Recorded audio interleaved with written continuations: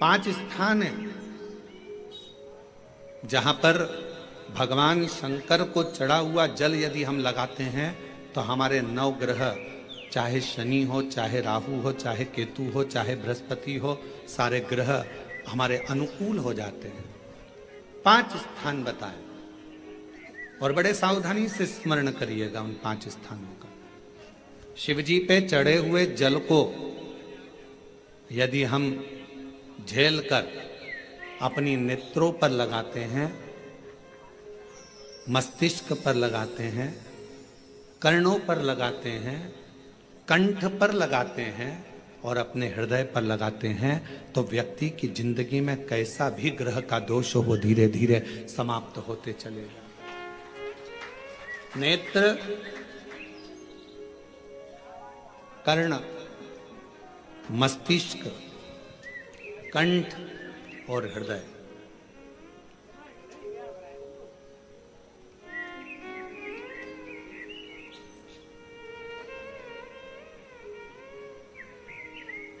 ये 5 स्थान इससे बता दिए शिव महापुराण में जिन पर शिव जी के चढ़े हुए जल को हम केवल मात्र लगा लेते हैं तो उससे भी हमको फल की प्राप्ति हो जाती है। और शंभु शरणे पड़ी मांगू घड़ी रे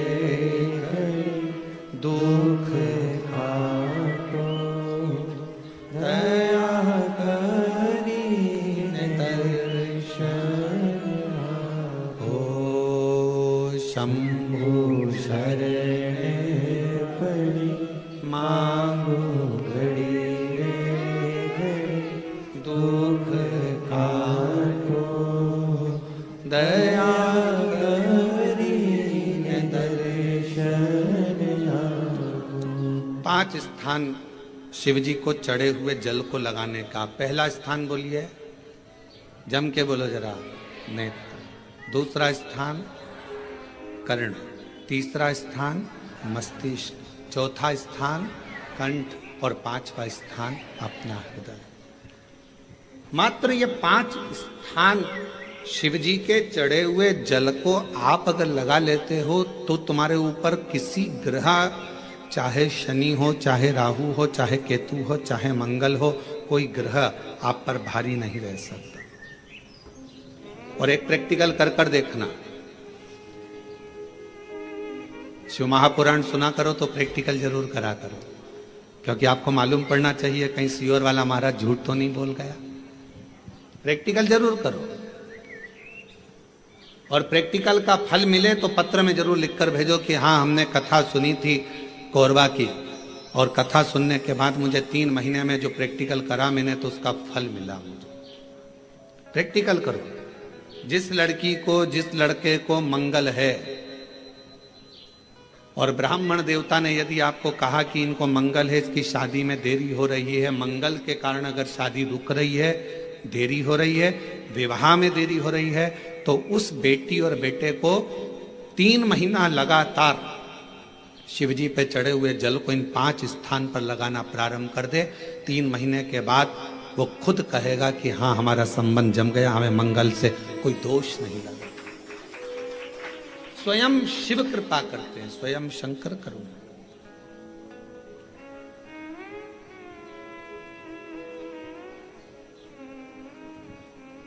ये 5 स्थान मेरे देव अधिदेव महादेव की अविरल भक्ति के लिए, निर्मल शुद्धि के लिए। नेत्रों पर जल लगाने से मतलब है कि जब भी मैं दर्शन करूं तो मेरे देव अधिदेव महादेव का करूं, शिव।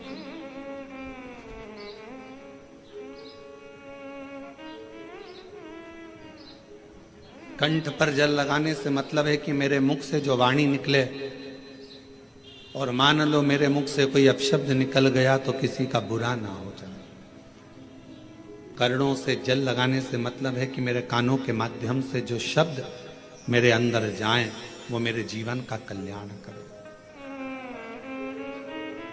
मस्तिष्क पर जल लगाने से मतलब है कि मेरे भगवान के चरण का जल, उनकी रज मेरे सिर पर चढ़ी रहे और मेरे जीवन में कभी अहंकार ना आए।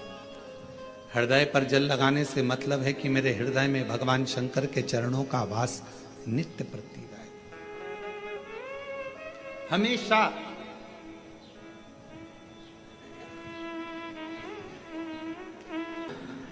कि वो तीन चीजें कौन सी है जो शंकर के द्वार पर जाने पर मिल जाती है। पहले नंबर पर है मन की शांति।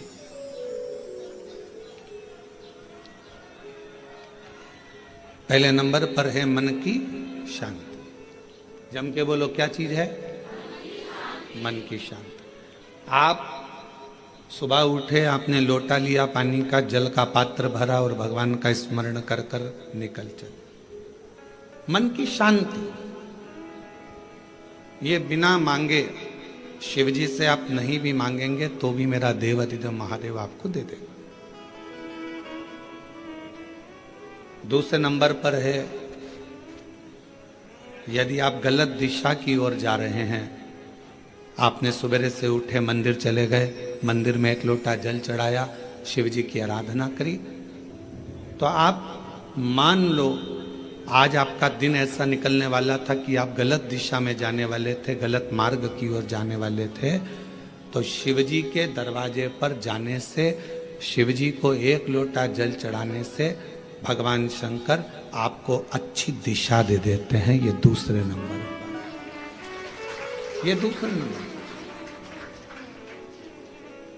और तीसरे नंबर पर भगवान शिव से आप अगर नहीं भी मांगेंगे और मंदिर तक गए हैं, शिव जी को एक लोटा जल चढ़ाया है, शंकर जी के मंदिर में जाकर आराधना करी है, तो तीसरे नंबर पर मेरे शिव जी आपको सफलता देना चालू कर देते हैं। फिर आप पीछे मुड़कर नहीं देखोगे, आप बढ़ते ही चले। तीन चीजें मेरा देवाधिदेव महादेव बिना मांगे देता, बिना मांगे। कल कथा में एक बात कही थी, आप लोगों ने सुनी होगी कि माता, पिता और देवाधिदेव महादेव ये वृक्ष की जड़ की तरह। जड़ का काम मालूम है ना आपको? एक वृक्ष की जड़ क्या करती है कि उसमें अपन पानी दे दो तो उसकी पत्तियों तक पानी पहुंच जाता है। वृक्ष की जड़ में पानी दे दो तो फल तक पहुंच जाता है। वृक्ष की जड़ में पानी दे दिया तो फूल तक पहुंच जाता है। क्या आप अपने घर के पौधे को, गमले को एक एक पत्ती में पानी अलग से देते हो क्या? जम के बोलो, नहीं। फूल में पानी अलग से देते हो? नहीं। फल में पानी अलग से देते हो? टहनी में पानी अलग से देते हो? नहीं देते। अगर फूल तक पानी को पहुंचाना है, टहनी तक पानी को पहुंचाना है, फल तक पानी को पहुंचाना है, तो जड़ में डाल दिया जाता है। जड़ से पानी पूरे पौधे में, पूरे वृक्ष में पहुंच जाता है। अब राम जी तक अगर तुमको तुम्हारी पूजन पहुंचाना है, भगवान कृष्ण तक तुम्हें अपनी कोई पूजन पहुंचाना है, देवी जी तक तुम्हें कोई पूजन पहुंचाना है, बृहस्पति महाराज, नवग्रह, राहु, केतु, चंद्र, सूर्य, बुध, मंगल, जो भी ग्रह हैं, शनि आदि, उन तक तुम्हें अपनी पूजन पहुंचाना है। अपनी कुल देवी, कुल देवता, पितर देवता, जितने भी देवी देवता हैं, उन तक अगर आपको कोई पूजन पहुंचाना है तो किसकी पूजन करेंगे? तो कहा शंकर भगवान की अगर किसी ने पूजन कर ली तो 33 कोटि देवता तक वो पूजन पहुंच जाए। फिर वो पूजन 33 कोटि देवता तक पहुंच जाए।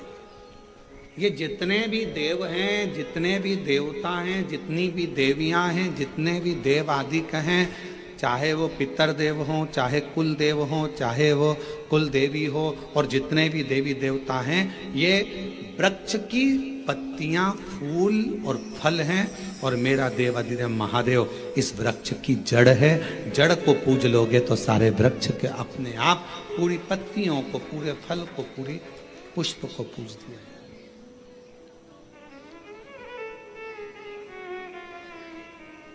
आपको एक बार कथा में कहा था, जब नवग्रह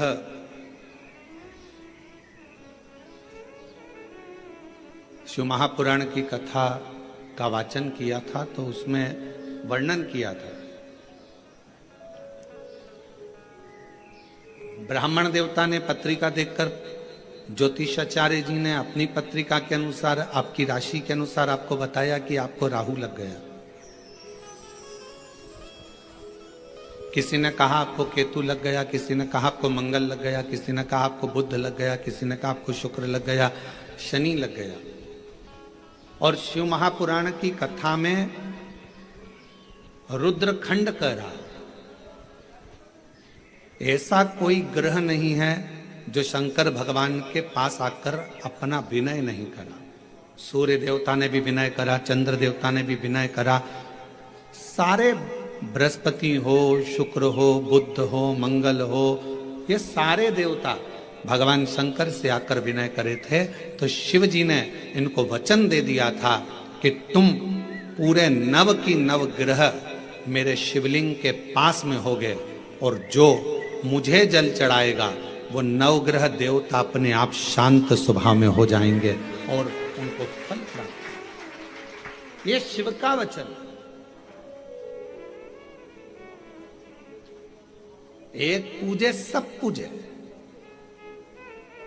वृक्ष की जड़ में जल दिया, पूरे वृक्ष की पत्तियों में, फल में, फूल में पानी पहुंच गया। शंकर भगवान का यदि भजन करा है, शिव जी का यदि स्मरण करा है, शिव नाम का यदि जाप करा है, शिव नाम में अगर हम आप डूबे हुए हैं, तो ये मत सोचना कि हम राम जी को छोड़ दिया, या हम कृष्ण जी को छोड़ दिया, या हम देवी जी को छोड़ दिया, हमने पार्वती जी को जल नहीं चढ़ाया, हमने गणेश जी को जल नहीं चढ़ाया, हमने कार्तिकेय को जल नहीं चढ़ाया, हमने नंदी को जल नहीं चढ़ाया, हमने सूर्य नारायण भगवान को जल नहीं चढ़ाया, हमने चंद्रदेव की पूजन नहीं करी, तो हमको दोष लगेगा। ना ना ना, शिव महापुराण की कथा कहती है, यदि आप अपने घर से एक लोटा जल भरकर शंकर जी को समर्पित करते हो, तो सारे देवताओं की आराधना पूजन अपने आप होती चली जाती है, अपने आप। निकुंभ में एक प्रश्न एक बहन ने करा था छत्तीसगढ़ की,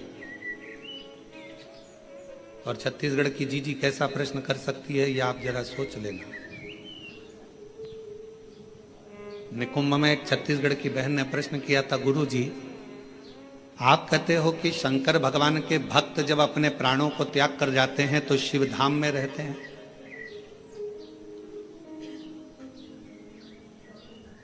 और हमने नेट पर सर्च करा तो पूरे विश्व में 70% मनुष्य शिव के भक्त हैं, केवल 30% मनुष्य ऐसे हैं जो अन्य भक्त हैं। हमने नेट पर सर्च करा तो 70% मनुष्य भगवान शंकर के भक्त हैं। तो वो महिला ने प्रश्न करा निकुंभ में कि जब 70% शिव जी के भक्त हैं, तो इतने मर मर कर वह कैलाश पे जाते होंगे, तो वो तो पूरा ही भरा गया होगा।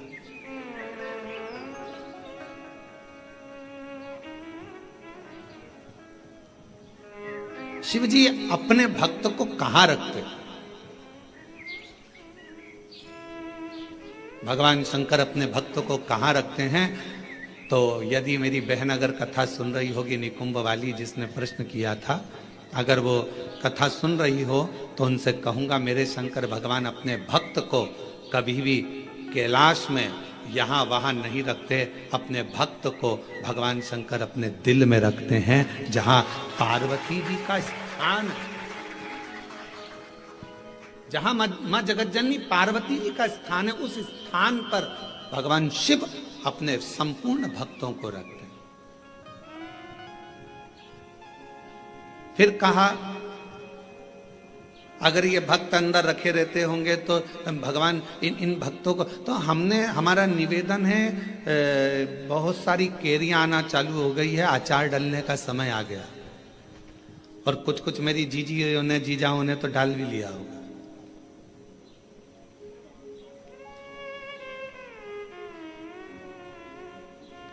प्लास्टिक के डब्बे में केरी रखते हो क्या? अचार डालते हो तो प्लास्टिक के डब्बे में नहीं डाला जाता, क्योंकि वो सड़ जाता है। एल्युमिनियम के डब्बे में नहीं डाला जाता, वो सड़ जाता है। पीतल के डब्बे में नहीं डाला जाता, वो सड़ जाता है। स्टील के डब्बे में अचार नहीं डाला जाता, वो सड़ जाता है। अचार को डालने के लिए कांच की या चीनी की बरनी होना चाहिए।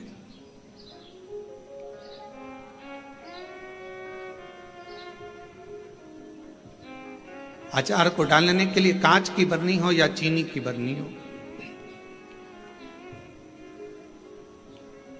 और उस अचार में मसाला भी रहता है ज्यादा मात्रा में तेल भी रहता है, ज्यादा मात्रा में नमक भी रहता है। पूरा मसाला उस अचार की बरनी में रहता है, फांक तो कम रहती है। और वो अचार की जो फांक है वो हर किसी को नहीं दी जाती। अचार हर किसी के आगे परोसा भी नहीं जाता।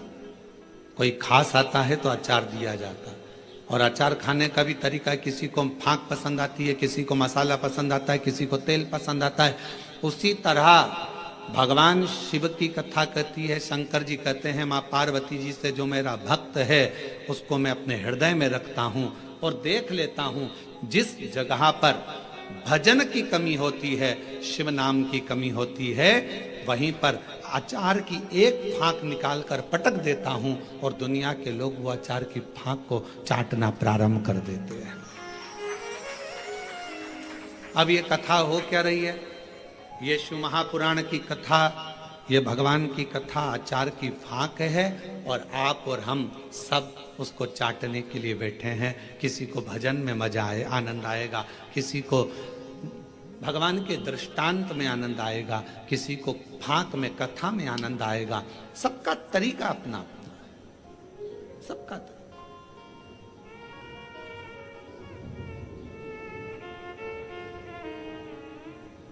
और जब सबका तरीका अपना अपना है, सबका भाव अपना अपना है, अपने अपने तरीके से लोग उस फांक को चाटते हैं, उस तेल को, मसाले को लेते हैं अपने अपने।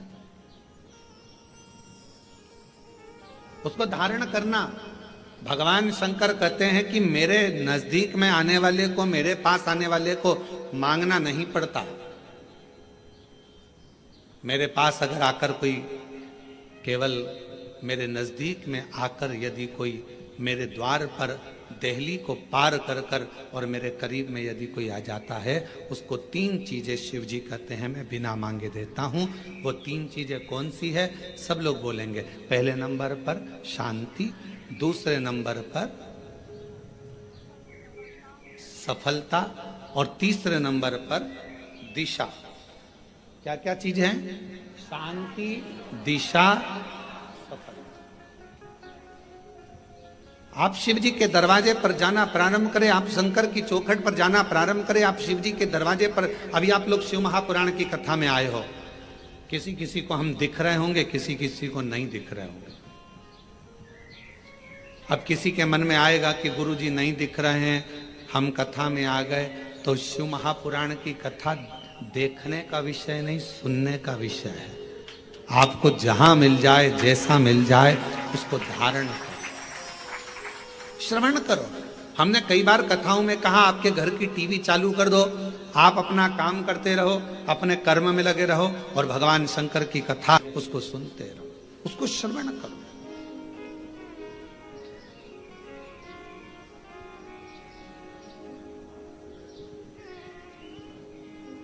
एक कथा जब एक आपके यहाँ आते समय गांव पड़ा था, वहां होने वाली थी और वहां हाँ कहीं पर, तो वहां पानी बहुत गिर गया था। फिर बाद में हम एक दिन के लिए वहां आए थे बीच में। वो कथा कैंसिल होकर वो कथा चली गई थी राजनांदगांव। अब जरा ध्यान से सुनना, कथा का सुनने का तरीका देखिए श्रोता का। राजनांदगांव में कथा गई और वो कथा हुई ऑनलाइन, ऑडिटोरियम से वो कथा चल रही थी। एक महिला, उसका पति, उसका कोई काम हो गया था और उसने वहीं पर कह दिया था ये कथा में यहीं आपके पास में होने वाली थी, तो वो कथा वहां नहीं हुई।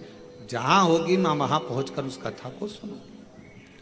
दोनों पति पत्नी ने सावन महीने में बरसते पानी के अंदर रोड के बीच में, जहां ऑडिटोरियम था उसके आगे रोड के बीच में जो डिवाइडर होता है, उस डिवाइडर पर जो छोटी सी जगह थी, वहां पर छाता रखकर पूरे 5 दिन तक शिव महापुराण की कथा को केवल श्रवण करा। हम उसको ना तो दिखे और ना हम उससे, जब सूचना मिली तब रात्रि के समय, क्योंकि दिन में तो भीड़ रह जावे, अब रोड पर लोग सूचना मिल जाती है लोगों को, तो फिर लोग एकत्रित होने लगते हैं, ध्यान बल्कि प्रशासन संभालता। हमने प्रशासन से कहा कि वो बेचारे रात्रि के हम 5 दिन से वो कथा सुन रहे हैं और रोड पर बैठे हैं, मिलना है उनसे। उन्होंने कहा गुरुजी भीड़ बहुत हो जाएगी। हमने कहा रात को कौन जा रहा है, चलो। रात्रि का समय था, राजनांदगांव के वहाँ के अगर एसपी और कलेक्टर हों तो उनसे पूछना। तो फिर हम रात को गए, छोटा सा उनने पन्नी पॉलीथीन लगा रखी थी, अंदर दोनों बैठे हुए थे। कोई वहीं राजनांदगांव का कोई भक्त उनके लिए रोज सुबह का भोजन लाता था और कोई भक्त रात का भोजन ला कर दे जाता था। आराम से बैठकर दोनों भोजन कर रहे थे। हमने उनको प्रणाम कर कर कहा, उन्होंने कहा गुरुजी आप? हाँ, आपसे मिलने आए। गुरुजी एक प्रॉपर्टी छूट नहीं रही थी, उस पर दबंगों ने कब्जा कर लिया था, छोड़ नहीं रहे थे। हम हमारा गांव छोड़कर दूसरी जगह चले गए थे क्योंकि उन्होंने हमारे को गलत केस में फंसा दिया। 3 साल से लगातार हम परेशान थे, तो किसी ने कहा कि कथा पंडाल में सुनो। हमने भिलाई के पंडाल में सुनी और फिर मन करा कि अगर हमारा काम हो जाएगा तो अगली कथा पंडाल में पहुंचो। कथा कैंसिल हो गई, राजनांदगांव में हो रही, पर अंदर प्रवेश नहीं, अंदर प्रवेश नहीं। इसलिए यहां बैठकर केवल कथा सुनना था, सुन लिया। हमने कहा हो गया काम, हो गया। हमने उनको एक ही बात कही, आपकी शिव भक्ति को नमन है कि हम नहीं भी दिखे, शिव महापुराण नहीं भी दिखी, तो भी माइक के बल पर आपने उस कथा का रस तत्व ग्रहण करा है। ये शिव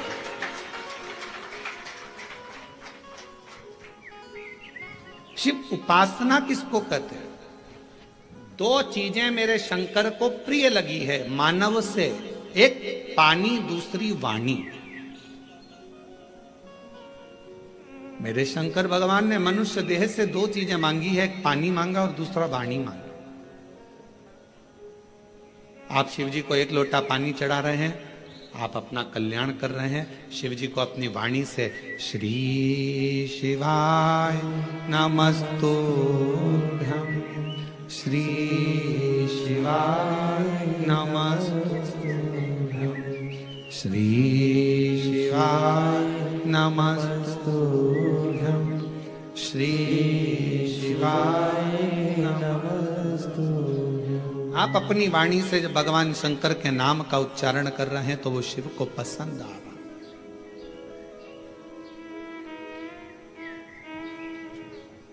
ओम नमः शिवाय का मतलब क्या होता है? शिव जी को मैं प्रणाम कर रहा हूं। श्री शिवाय नमस्तुभ्यम का मतलब क्या होता है? शिव जी को मैं प्रणाम कर रहा हूं। नमः शिवाय का मतलब भी शिव जी को प्रणाम है और श्री शिवाय नमस्तुभ्यम का मतलब भी शिव जी को प्रणाम।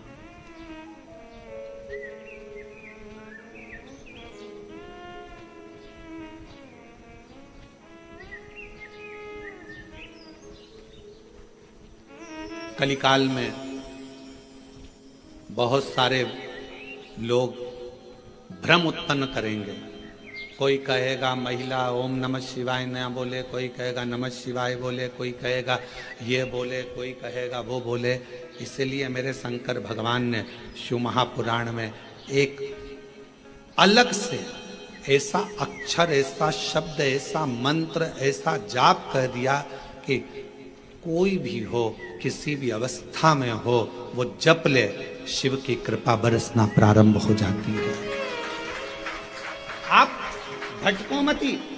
महिला ने ओम कह दिया, उसने शिवाय कह दिया, उसने ऐसा कह दिया, उसने वैसा नहीं। अपन तो शिव महापुराण की विद्येश्वर संहिता में स्पष्ट अक्षर में कहा गया कि श्री शिवाय नमस्तुभ्यम बोलने वाले का मात्र मुख का दर्शन कर लो तो जिंदगी में करे हुए सारे पाप समाप्त हो जाते हैं और अश्वमेध यज्ञ का फल प्राप्त हो जाता है।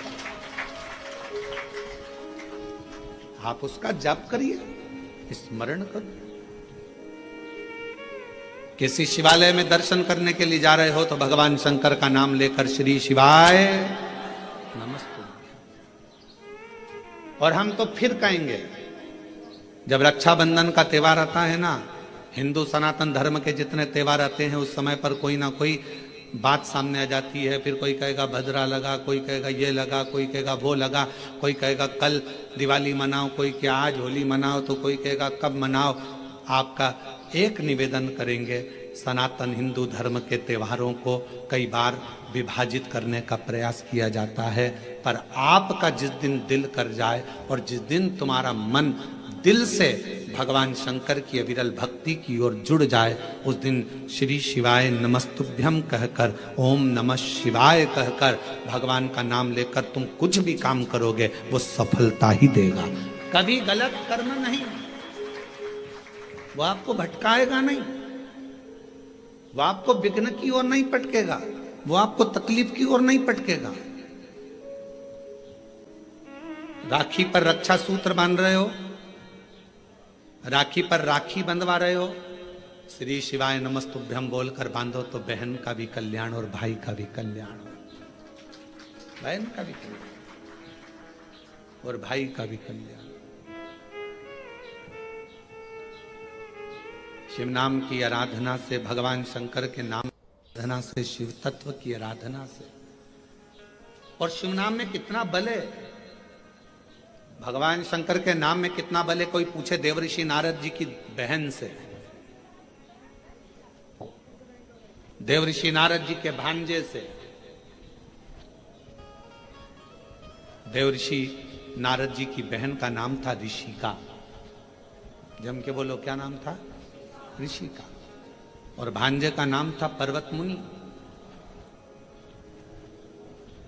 क्या नाम है भांजे का? पर्वत। देवऋषि नारद जी की बहन का नाम ऋषिका। और ऋषिका ने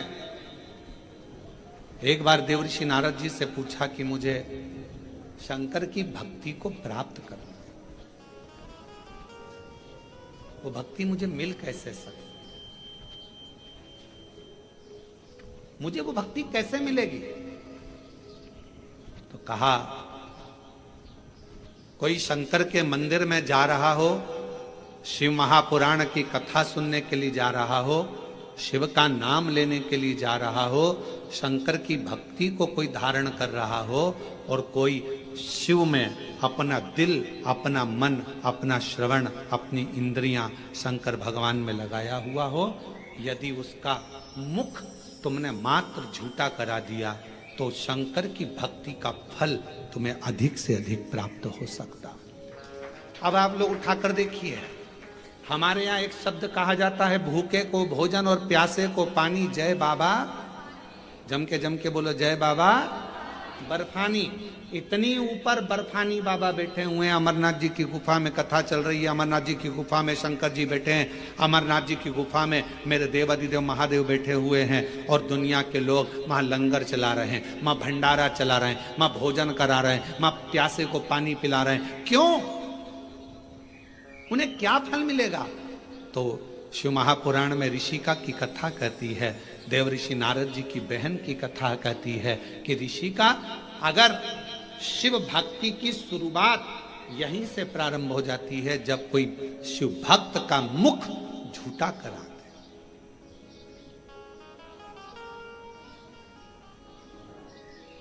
कितनी पानी की बोतल लेकर चलना चाहिए? 2। एक किसके लिए? अपने लिए, और एक अड़ोसन पड़ोसन पीछे वाली धड़ोसन के लिए। क्योंकि अपन किसी को कुछ नहीं दे सकते, तो अपने घर से लाया हुआ पानी भी अगर उसे पिला देते हैं तो उसका मुख झूठा कराने पर उसका फल हमको प्राप्त हो जाता है, पुण्य फल हमें। ये पुण्यता है। ऋषिका, पहला कार्य करिए कि शंकर जी के भक्त को भाव से, भूखे को भोजन और प्यासे को पानी, जय बाबा कराइए। दूसरा क्रम, यदि कोई शिव भक्त मिल जाए और आपके बीच में वो शंकर का भक्त मिले और उससे भगवान नाम, शिव जी क्या वचन, शंकर की कथा, शंकर का गुणगान, शिव नाम श्रवण करने का यदि सौभाग्य मिल जाए और भगवान अगर किस्मत दे दे और शिव कथा सुनने को मिल जाए तो 2 क्षण श्रवण करिए। ये दूसरी सीढ़ी है। और ऋषि का तीसरी सीढ़ी है, अगर कभी मौका लग जाए, शिवालय में कोई ना हो, पूरा शिवालय खाली हो, शंकर भगवान अकेले, एकांतेश्वर महादेव बैठे हों, उस समय पर पहुंचकर उसके सामने भगवान शंकर के मंत्र का उच्चारण करना प्रारंभ करा जाए। नमः शिवाय, ओम नमः शिवाय, नमः शिवाय, ओम नमः शिवाय, नमः शिवाय, ओम नमः शिवाय, नमः शिवाय, ओम नमः शिवाय। शिव जी एकांत में बैठे हो, पर शिव महापुराण की कथा जब से चालू हुई है टीवी पर, अब तो मुश्किल है कि कहीं शंकर जी एकांत में मिले, क्योंकि शंकर भगवान भी एकांत में होंगे तो वो भी व्यस्त होंगे, बहुत मुश्किल है। बोलो जी जी सही बात है कि गलत है? अच्छा, तुम लोग ढूंढती होगी एकांतेश्वर महादेव, कभी तो ढूंढने गई होगी। एकांत में मिलना शंकर भगवान भी बड़ा मुश्किल है। हाँ, कहीं अगर जा रहे हो दूर और बीच रोड पर कहीं पर शांति में मिल जाए तो बात दूसरी, बाकी के अपने कोरबा में हमने पूछा, यहाँ पर गाड़ी वालों से हमको जो लेकर आते हैं, हमने कहा भैया यहाँ कहीं शंकर जी हैं, एकांत में कहीं बैठे हों, बढ़िया चलें अपन दर्शन कर कर आ जाएं, और कोरबा में कोई प्राचीन शिवालय आदि जहाँ पहुँचकर बाबा की 1 लोटा जल सावन के महीने चढ़ जाए। तो कहे मैं पूछ के बताऊंगा। तो मैंने कहा ठीक है। एकांतेश्वर, हे ऋषि का तीसरी सीढ़ी है शंकर भगवान के पास पहुंचने के लिए। पहली सीढ़ी है मुख झूठा कराना, दूसरे नंबर की सीढ़ी है भगवान का सत्संग श्रवण करना, तीसरे नंबर की सीढ़ी है एकांत में अगर कहीं शंकर का शिवलिंग मिल जाए उसकी आराधना करना, उसके सामने मंत्र का जाप करना। श्री शिवाय नमस्तु, श्री शिवाय नमस्तु, श्री शिवाय नमस्तु, श्री शिवाय नमस्तु। एकांत में अगर कहीं शंकर जी बैठे हों तो वहां पहुंचकर मंत्र का उच्चारण करना। ये शिव जी के पास पहुंचने की, सफलता की ओर बढ़ने की तीसरी सीढ़ी। चौथी सीढ़ी है शंकर के, भगवान शंकर के शिवालय की सफाई कर देना। शिवालय में जाकर वहां की साफ सफाई करना, चौथी सीढ़ी। और पांचवी सीढ़ी है, अगर बन सके तो शंकर भगवान पर किसी तालाब, सरोवर, बावड़ी, कुआं या अपने भवन से लाए हुए जल को शिव को समर्पित करना। फिर शिव जी अपनी करुणा बरसाना प्रारंभ कर। अब जो शिव महापुराण में 5 सीढ़ी देवऋषि नारद अपनी बहन ऋषिका को बता रहे हैं, अब ईमानदारी से बोलना, रही मेरी जीजी हो जितनी बेटी हो, बाहर और अंदर, और जीजा उन जितने बैठे हैं वो भी बोलना, बेटा बेटी भी बोलना। शिव महापुराण में ये 5 चीज होती कि नहीं होती? होती है ना। मुख झूठा कराना, आप किसी ना किसी को टॉफी खिला देती हो, बिस्कुट खिला देती हो, पानी पिला देती हो, मुख झूठा कर। दूसरे नंबर पर भगवान की कथा का तत्व श्रवण करती हो। तीसरा, हाँ एकांतेश्वर महादेव नहीं मिल पाता, बस भीड़ इतनी रहती है तो मां एकांत कहां मिले।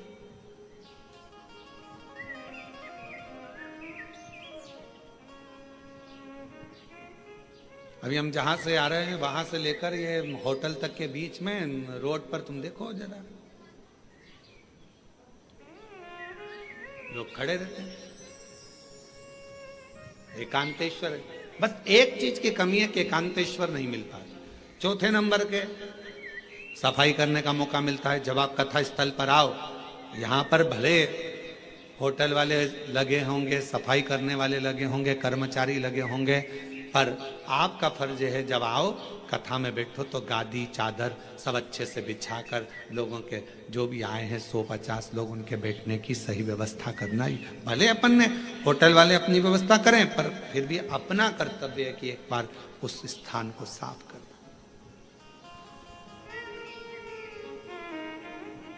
पांचवें नंबर पर है शिव मंदिर में जाकर एक लोटा जल चढ़ा। ये 5 सीढ़ियां देव ऋषि नारद ऋषिका को कह रहे हैं, ऋषिका ये 5 सीढ़ियों पर जो चढ़ता है और ये 5 सीढ़ियां चढ़कर जो आगे बढ़ जाता है फिर वो जगत में कभी भटकता नहीं है, वो शिव का होकर शंकर के धाम का अग्रणता प्राप्त कर लेता। बोल बम का नारा है, शिव शिव है।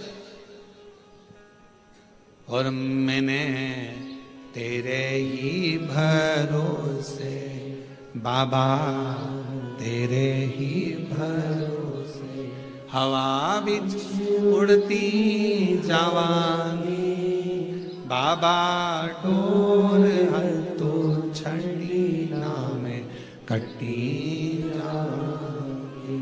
भोले मैं तेरी शंभो मैं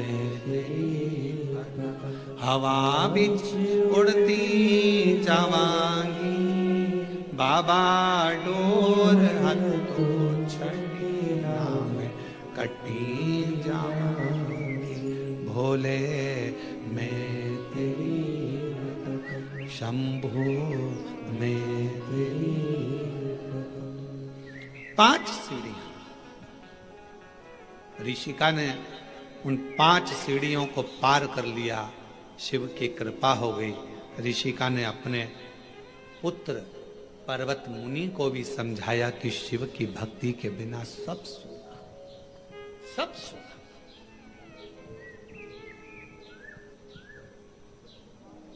केवल एक ऋषिका ऐसी थी जिसने अपने भाई को लगे हुए श्राप से भी भाई को मुक्त करा दिया।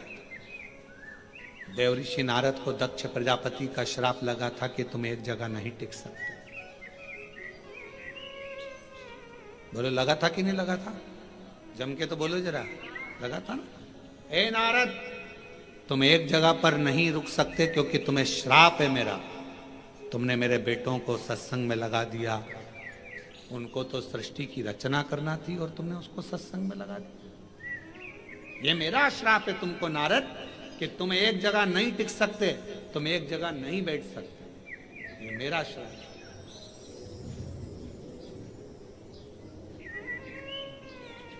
दक्ष प्रजापति ने श्राप दे दिया देव ऋषि नारद को कि ये मेरा श्राप है कि तुम एक जगह नहीं टिको। और ऋषिका को मालूम पड़ा,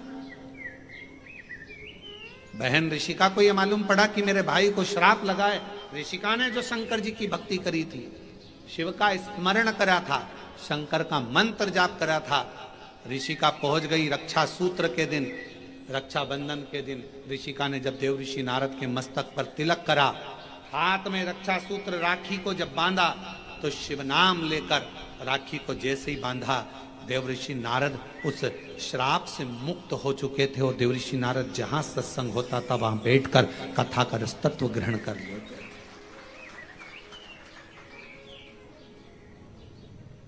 एक बहन के